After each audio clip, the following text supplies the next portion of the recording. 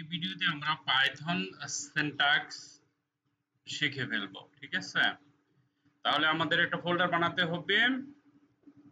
Click folder py Python, ফোল্ডারটা open করলাম, cmd লিখলাম, এন্টার দিলাম, code space dot enter.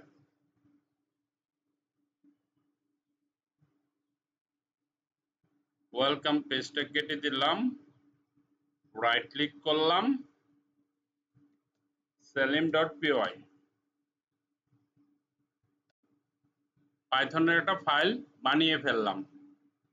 Syntax সবচেয়ে বড় মজার ব্যাপার এবং গুড নিউজ, পাইথনে এমন জটিল আকারে সিনট্যাক্স বোঝানোর প্রয়োজন নেই।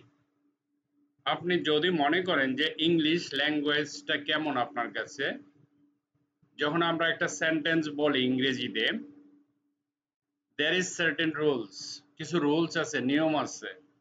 verb, to be verb, adjective, noun, pronoun, sentence, বাক্য গঠন, subject, object, third person singular number, কিছু রুলস ফলো করে আমরা ইংরেজিতে গ্রামাটিক্যাল রুলস ফলো করে বাক্য লিখি। পাইথনে ঠিক তেমনি, আপনি জাস্ট ইংরেজি লিখবেন, কিছু রুলস আছে, ঠিক আছে? এটাই সি সি প্লাস প্লাস এর মতো ওরকম জটিল আকারের কিছু নাই, ঠিক আছে?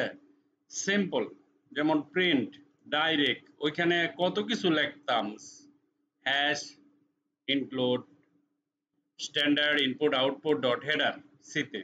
আবার সি প্লাস প্লাসে কি লিখতাম, hashtag, include, less than, greater than, IO, stream, whatever, কত কিছু। এইখানে দেখেন আমি লিখছি print bracket hi friend, that's it, Python ready. এখানে ডেসক্রিপশন করার মতো কিছু নাই, জাস্ট খালি এইটাই সিনট্যাক্স।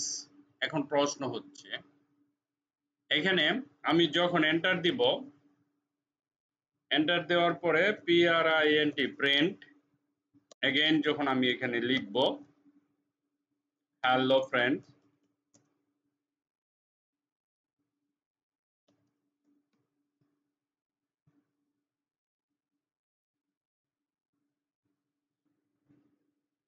ধরেন আমরা দুইটা স্টেটমেন্ট প্রিন্ট করাবো। দেখেন আমি কিছুই তো করি নাই, print hi friend, print hello friends. যখন রান বাটনে ক্লিক করব, দেখেন হাই ফ্রেন্ডস, হ্যালো ফ্রেন্ডস। অথচ সিতে লিখলে হাই ফ্রেন্ড, হ্যালো ফ্রেন্ড একসাথে লেগে যেত। আবার এখানে ব্যাকস্ল্যাশ এন দিয়ে লাইন ব্রেক করে নিচে নিয়ে আসতে হতো, ঠিক আছে? অনেক ঝামেলা, তাই না? এখন আবার বলতে পারেন স্যার এত ঝামেলা তাহলে কি দরকার সেটা শেখার? দরকার আছে, সেটা আপনি পরে বুঝতে পারবেন। কারণ ঝামেলায় না পড়লে আপনার জীবন সম্পর্কে অভিজ্ঞতা হবে না। আপনাকে ঝামেলা দিয়েই শুরু করতে হবে, ঠিক আছে? ঝামেলার ভিতরে গিয়ে হাবুডুবু খেয়ে তারপরে পাইথন শিখলে আপনার জন্য পাইথন সহজ হবে। ওকে, এটাই syntax. Thank you very much for watching this video. Bye by.